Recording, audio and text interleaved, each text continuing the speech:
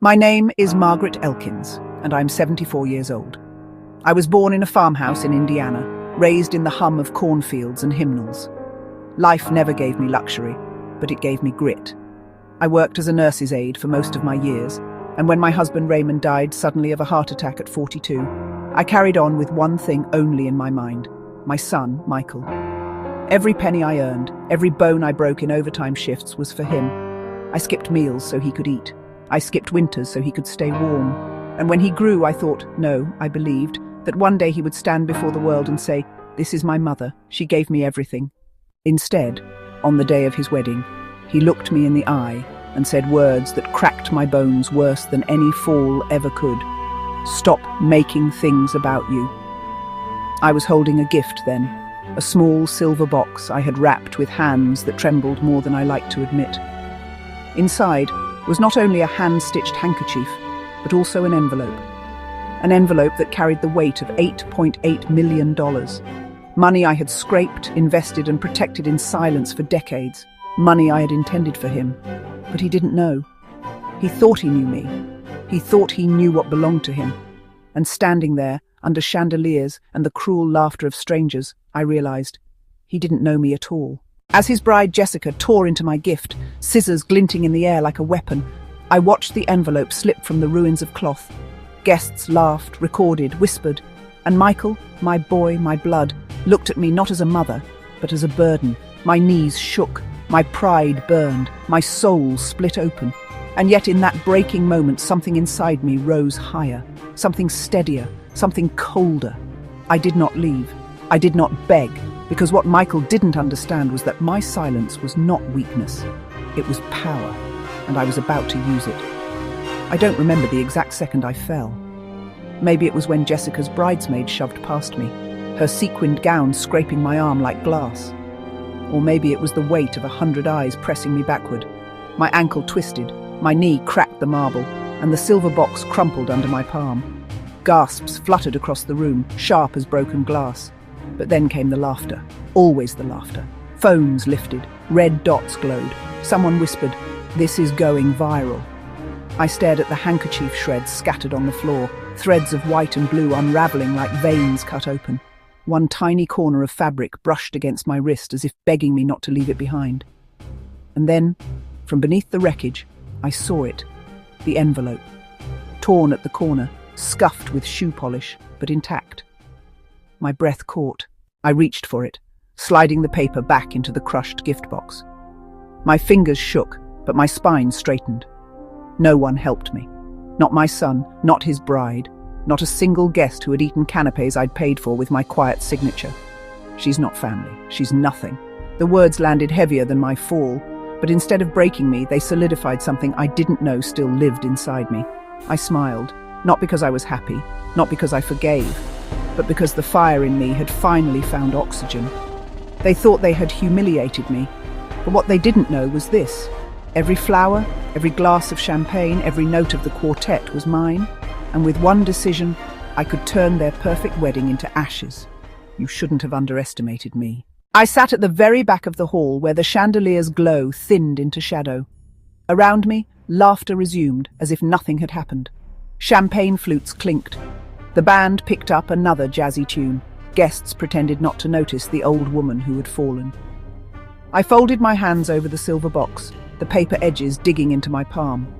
The envelope inside pressed like a secret against my ribs. They didn't know. Not Michael. Not Jessica. Not the crowd who looked at me as if I were dirt tracked onto marble. The mortgage on their brand new house, paid by me. The 6-tiered cake glistening under spotlights, paid by me. The photographer snapping away, the florist filling every corner with roses, the very hall we stood in, all paid by me. Every signature on those contracts carried one name, Margaret Elkins, mine. I never told Michael, never wanted him to feel chained by debt to his mother. I thought I was giving him freedom, a foundation, a life without the weight of my sacrifices. But sitting there, humiliated, discarded, I realized something that seared through me like lightning. I had given him everything, and he believed it all belonged to him. Jessica's shrill laughter floated across the room. She leaned into Michael, whispering something that made his jaw tighten. His eyes flicked toward me, then away just as fast. He wouldn't even meet my gaze now. For the first time in years, I felt my chest expand, not with grief, but with resolve. I had signed quietly, yes, but signatures can be erased, contracts can be revoked, money can vanish as quickly as it appears, and tonight I would show them. I smoothed the torn hem of my pale blue dress, adjusted my shoulders, and waited. Not for forgiveness, not for love. I was waiting for my lawyer. The first flicker of lights felt like an accident, a power surge, maybe, but then it happened again. Once, twice, and the music stopped mid-note. The room hushed. Forks clinked against plates. What's going on? And that's when I saw him. Through the wide oak doors at the back of the hall walked a man in a plain grey suit. No tuxedo, no boutonniere, no attempt at festivity. He carried an old leather briefcase scuffed at the corners, his shoes tapping steadily against the marble. Lawrence Thompson, my lawyer. The only person left in this world who knew exactly what I had built and what I could take away.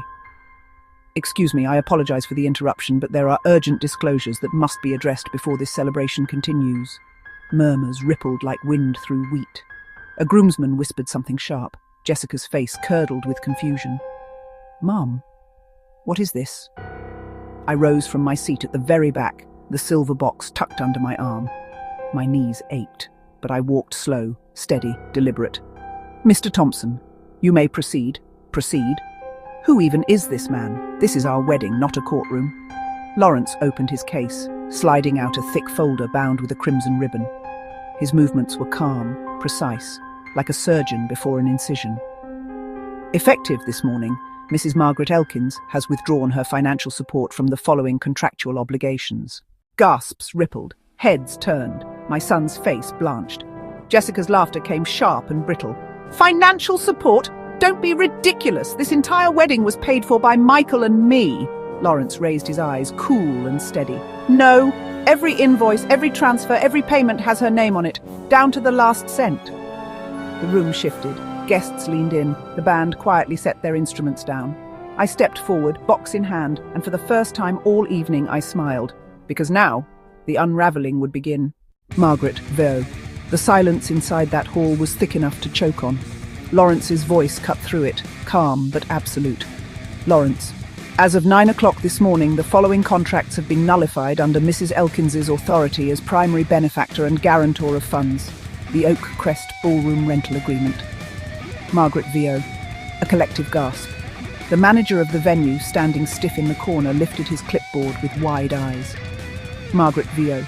The catering service provided by Fleur and Flame. Lawrence. The catering service provided by Fleur and Flame. Margaret Vaux. At once I saw the line of waiters near the kitchen door. Trays were lowered. One by one they set down their plates of salmon and risotto and began filing quietly out. The clink of silverware was replaced by the shuffle of retreating footsteps. Margaret Vaux. The floral arrangements from Juliet & Co. Lawrence. The floral arrangements from Juliet & Co. Margaret Vaux. As if on cue, a pair of florists, faces red, hands quick, swept into the room, gathering centerpieces, pulling roses from vases, stripping the room of its beauty. Margaret Vaux. Jessica's face was a mask of disbelief. Her painted smile collapsed into a snarl. Jessica. What is this? What are you doing? Margaret Vaux. Michael stepped forward, his hands trembling. Michael. Mum, tell me this isn't real. Margaret, on screen. But I didn't speak. I didn't need to. Margaret Vaux. Lawrence's voice carried like a bell. Lawrence. The photography package with Marcelli Studios. The mortgage agreement for 912 Oakfield Lane. Margaret Vaux. Michael froze. His head whipped toward me, eyes wide, face draining of every ounce of colour. Michael. You. The house. You paid for the house. Margaret, on screen. Yes, Michael. Every wall you stood in, every room you thought you owned. Mine. Margaret Vaux. The crowd erupted in whispers. Phones tilted up, recording every second. The rich sheen of their wedding now peeled away, thread by thread, until all that remained was silence, fear, and me. Margaret Vaux. Jessica tried to laugh, but it cracked in her throat. Jessica. You can't just take everything back. This is our day. You're a bitter old woman who... Margaret, on screen. No, Jessica, this was my day, the day you both learned who really held the power. Margaret Vaux. And as the last violin string stilled in the corner, the lights flickered once more. then went completely black. The hall plunged into darkness. Only the faint glow of cell phone screens lit the air, scattering blue light across faces pale with confusion. Gasps rose. A child whimpered. Did the power cut? But I knew better. I had signed those revocations early that morning with a pen that shook only once. When the venue's payments stopped, so would the lights. Quiet signatures have louder consequences than screams. Turn them back on, now! Her voice cracked, high and desperate, stripped of its polished control. No one moved. No staff remained. The caterers had already walked out. The florists were gone. Even the band had slipped away with their instruments tucked under their arms. The guests shifted uneasily in their gowns and tuxedos, fanning themselves in the rising heat. The air smelled of wilting roses and burnt-out electricity. Mom, what did you do? Not cold, not sharp, but trembling, almost boyish. The same tone he used when he was 7 and couldn't find me in the grocery store. I let him hang there in the dark with his question. For once I owed him no answer. Instead I walked. Slow, steady steps that clicked against marble, each one echoing louder than laughter ever had. Cell phones whipped toward me, their shaky lights capturing a shadowy silhouette of an old woman holding a crushed silver box like a weapon. You think this makes you powerful? You're just embarrassing yourself. People will remember this as the day you ruined your son's wedding. I stopped, turned toward the glow of her phone screen, and spoke clear enough for every recording device in the room to catch. No, Jessica. They'll remember it as the day you realized money doesn't make you untouchable. But silence. Silence is where power lives. The hush that followed was deeper than the blackout itself. Even the guests who moments ago laughed at me now stared, eyes reflecting phone light, caught between pity and awe. Then, just as quickly as they had gone dark, the chandeliers blazed back to life. And when they did, every eye in that glittering hall was on me. When the chandeliers roared back to life, Jessica was the first to move. Her heels clicked across the marble like gunfire. She stormed toward me, ivory silk swirling around her legs, her face twisted into something less bride, more beast. You think you've humiliated me? Do you know who I am? I tilted my head just enough to let the silver box catch the light. Yes, you're the woman who just discovered her wedding was built on my dime. The guests erupted, half gasps, half laughter. Phones shot higher into the air. Every camera was trained on Jessica now, no longer on me, her cheeks flushed crimson. You old hag! You're jealous! That's what this is. You couldn't stand to see Michael happy. You've always wanted him for yourself, like some twisted little shrine of sacrifice. The words sliced, cruel and venomous, but they didn't wound me, not anymore, because the crowd had shifted. Eyes that once mocked me now lingered on her, wide, uneasy. Jessica, stop.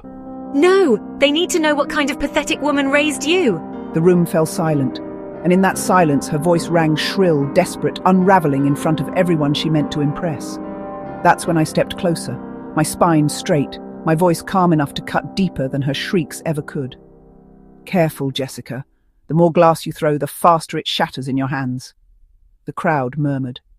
A ripple of approval spread through the room.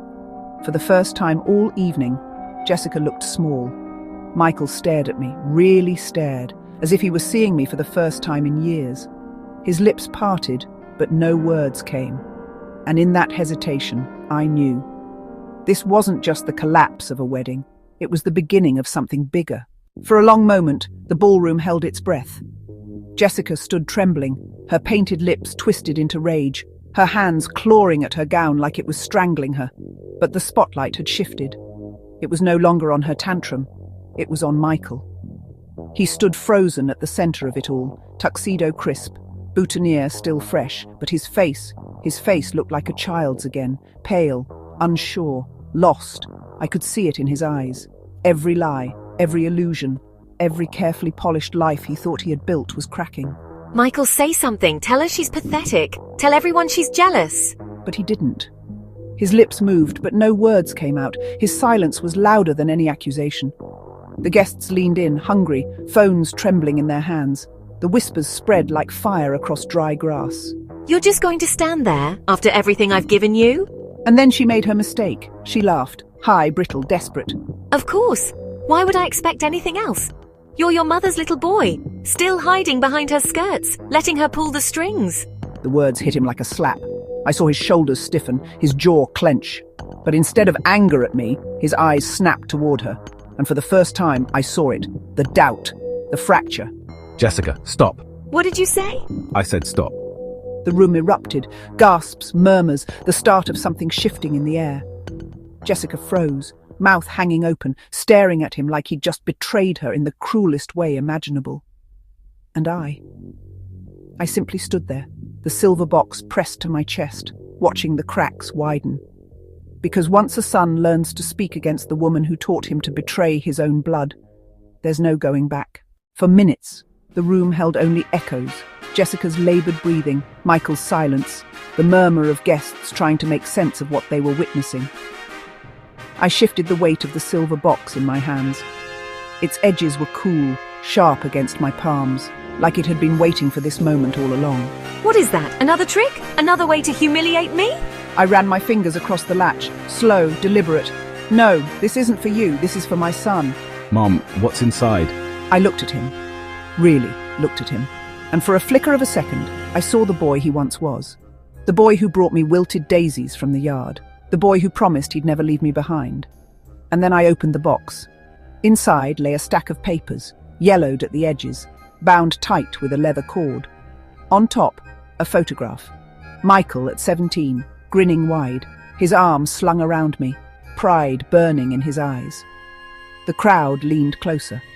These are the receipts, the contracts, the transfers, every dollar I poured into you, Michael. Every sacrifice, every debt I took, every piece of myself I gave to make sure you stood here today. The guests gasped. Phones zoomed in. Some even began to whisper words like evidence and proof. Pathetic, you kept records. What mother does that? I turned to her, my voice steel. The kind of mother who saw her son being pulled away and knew one day she'd have to remind him who bled for him. Jessica staggered back as if the words were a blow. Michael's hand hovered toward the papers, but he didn't take them. His throat worked, but the words stuck, thick as stone. You can stand with her, Michael, or you can face the truth. But tonight, everyone will know the price of your silence. The weight of the moment pressed down, crushing the air out of the ballroom. Jessica's face contorted, rage and fear battling behind her eyes. Michael's hands shook as he stared at the past laid bare before him. And I stood tall, the silver box open, the truth spilling into the light. Jessica's laugh came jagged, wild, too sharp to be sane. It cut through the hush like glass shattering. So that's it? You hoard old receipts like trophies and parade them around to make yourself feel important. Pathetic! She's lying. All of this is just her sick way of controlling him, don't you see? But the guests didn't look at me. They looked at her. Their phones caught every twitch of her mouth, every frantic tug at Michael's sleeve, every crack in her carefully painted mask. Michael pulled his arm away, slowly, deliberately. The gesture landed harder than a slap. Michael, baby, tell them this isn't real. Tell them you love me. But Michael didn't speak. His silence was a noose tightening around her throat. She snapped. No! You don't get to rewrite our story. You don't get to poison him against me. Gasps burst from the guests. 2 groomsmen rushed forward, but I was faster. I slammed the lid shut with a sharp crack, inches from her hands. Jessica recoiled, her face pale, her chest heaving. I straightened, my voice carrying with a cold, steady weight. You've already poisoned him, Jessica. I'm only showing him the antidote. The silence that followed was suffocating. Jessica's mascara streaked down her cheeks. Her gown, once pristine, clung wrinkled and damp with sweat. She no longer looked like a bride. She looked like a cornered animal. Michael stared at her, his mouth opening, closing, struggling to form words. His hands trembled at his sides, and in that stillness I knew. Her unravelling was nearly complete. The room held its breath. Every eye on Michael. Jessica trembled beside him, her nails digging into his arm, whispering frantic words he no longer heard.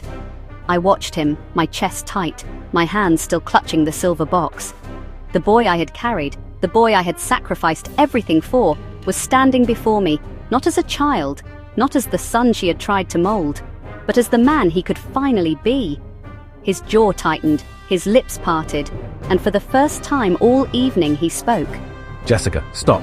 The word echoed through the hall, simple, firm, unshakable. She froze, eyes wide. I said stop. Mum has always been there. She raised me. She gave me everything. And tonight, you've shown me who you really are. A ripple ran through the crowd. Phones lifted, recording, streaming. The whispering guests held their breaths. Jessica's face twisted in fury and disbelief. You, how dare you! Michael stepped back, placing a hand lightly on my shoulder. Not to protect me from her. She couldn't touch me now. But to acknowledge the truth we had both known all along. This is my mother, and she is my family. You are not. The hall erupted. Not with laughter, but with murmurs of shock and approval. Some guests whispered about loyalty, some about truth, all captured in the glow of dozens of smartphones. Jessica's knees buckled, her perfect composure crumbling. She looked around for allies, but the guests' eyes were no longer hers. They had witnessed the fracture, the revelation, the choice, and it was clear. Michael looked at me, and in that glance I saw something I hadn't in years. Recognition, gratitude, and love. Not the polite, distant sort, but raw, real, unbroken. I nodded once quietly. No words were needed. He had chosen. Jessica let out a scream, half fury, half despair, and stumbled back. The doors to the hall swung open behind her as staff, finally returning, stood ready to escort her out. I exhaled slowly. My knees ached, my chest still burned from humiliation. But the fire inside me, the quiet power I had nurtured for decades, blazed higher than ever. Tonight, justice wasn't loud. It wasn't violent. It was precise. It was earned. And Michael, at last, was home. The room buzzed like a hive suddenly emptied of its queen. Guests murmured, glancing at each other, some still filming, some simply watching in stunned silence. The chandeliers glinted, but the sparkle no longer belonged to Jessica. I held the silver box in my lap now, but the real work was not in the papers. It was in the quiet satisfaction of seeing every element I had built for them, yet never truly theirs, begin to unravel in the hands of fate, or more precisely, in the hands of the law I had prepared. The caterers had left. The florists had gathered what they could. The band's instruments were packed, and the waiters had retreated to the back halls. The extravagant cake sat like a monument to excess, untouched, now irrelevant. Michael stepped closer to me, his hand brushing my elbow, steadying me without words. His eyes, finally soft and unguarded, met mine. For years they had been windows shuttered tight. Now they were open. Jessica tried to salvage something, anything from the chaos.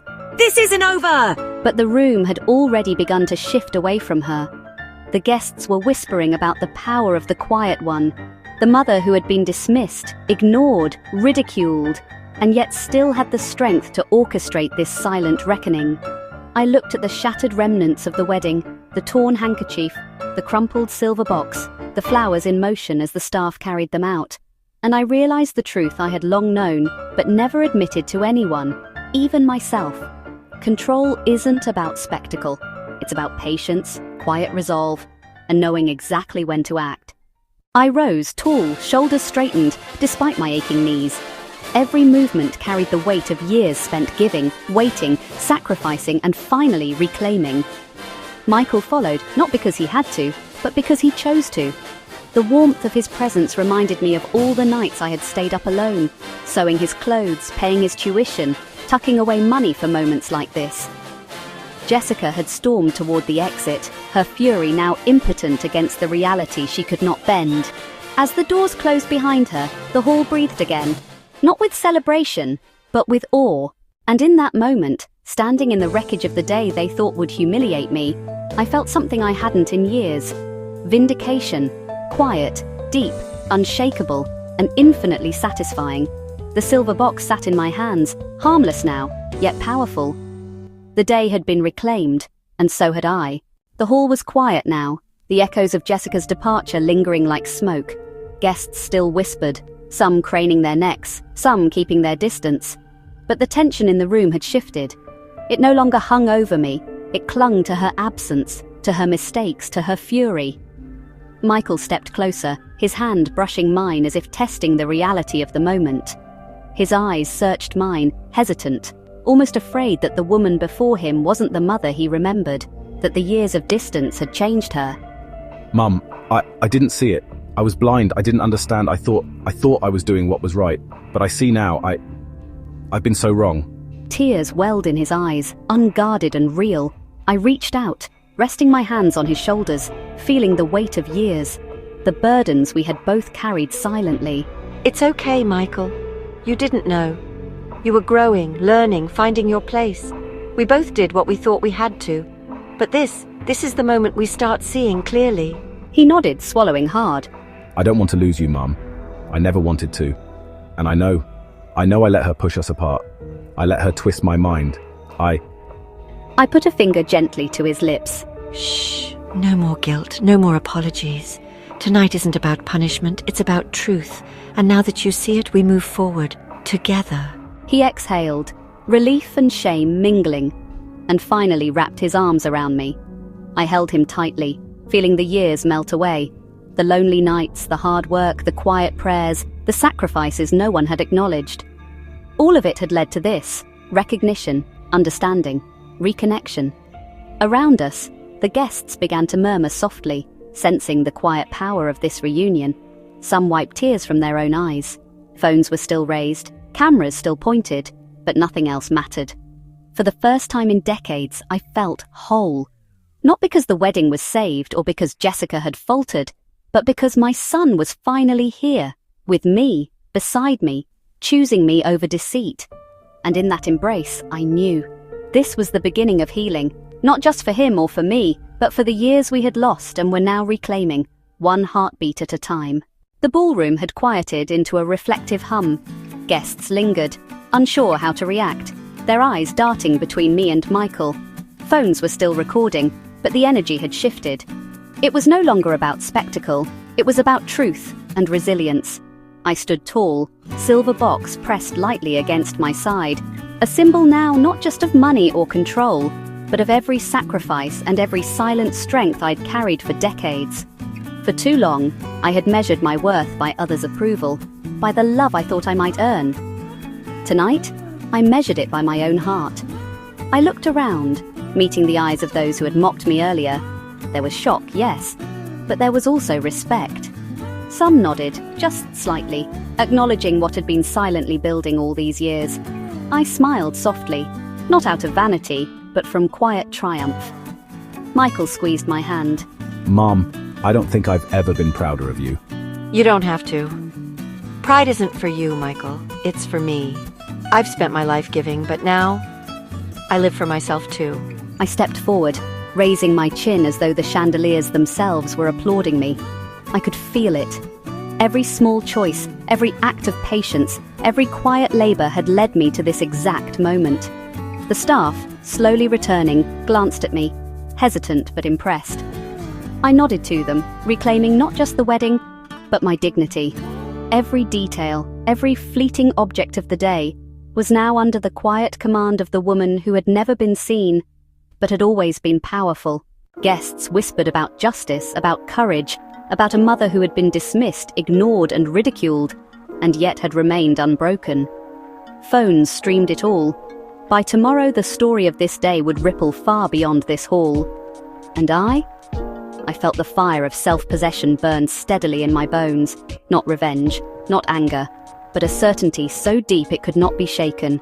I am Margaret Elkins, and my life belongs to me as much as it belongs to anyone else. I took Michael's arm, and together we walked through the hall. Not as victims, not as the vanquished, but as a family reborn. One that would move forward with clarity, courage, and unshakable love. Tonight was ours. And tomorrow? Tomorrow I would live fully, fiercely, and freely. The hall was emptying now. Guests whispered among themselves, some still recording, others simply shaking their heads in awe. The chaos of the day had dissolved into a quiet recognition of power, patience, and truth. I stood with Michael, my arm around his shoulder. The silver box rested on a table nearby, a silent monument to decades of love, sacrifice, and resilience. And then, a sound, a soft scuff behind us. Jessica. She had returned, heels clicking timidly against the marble. Her face was pale, her perfect makeup streaked with tears and panic. She tried to speak, tried to command, but the room no longer obeyed her. The staff ignored her, The guests avoided her gaze, and even Michael's eyes were cold, sharp, unyielding. I stepped forward, calm, deliberate. Every inch of my body radiated quiet authority. No, this isn't yours anymore. It never was. Her lips trembled. She opened her mouth to protest, but no sound came. The years she had spent attempting to control, to manipulate, to erase me and my role in Michael's life, had left her powerless in the face of truth. I glanced at Michael. He nodded once, a silent agreement. Together, we turned and walked toward the exit, leaving Jessica standing in the hall she had once tried to dominate. She shrank back, swallowed by her own ambition and cruelty, powerless now to influence anything but her own humiliation. Outside, the night was quiet. The stars reflected in the polished black of the parking lot, distant and indifferent. Michael held my hand tightly, and I felt the warmth of the sun I had raised, not the one who had been lost to arrogance, but the one who had returned to me whole. I looked down at the silver box one last time. It was no longer a weapon, no longer a shield. It was a reminder. Silent strength, patience and love could never be destroyed by arrogance or cruelty. I breathed deeply, the chill of the night air filling my lungs. For the first time in decades, I felt untethered, free, and unbreakable. Jessica's shadow faded behind us, swallowed by the distance, leaving only the truth in its place. And in that quiet, steady victory, I understood something profound. Life will try to humiliate you, to erase you, to test your resolve. But the fire you nurture in silence, the love you give without expectation, the patience you endure, these are the things that cannot be touched. I turned toward Michael and we walked forward together. Not into someone else's narrative, not into someone else's glory, but into ours. The world had watched, and now it would never forget.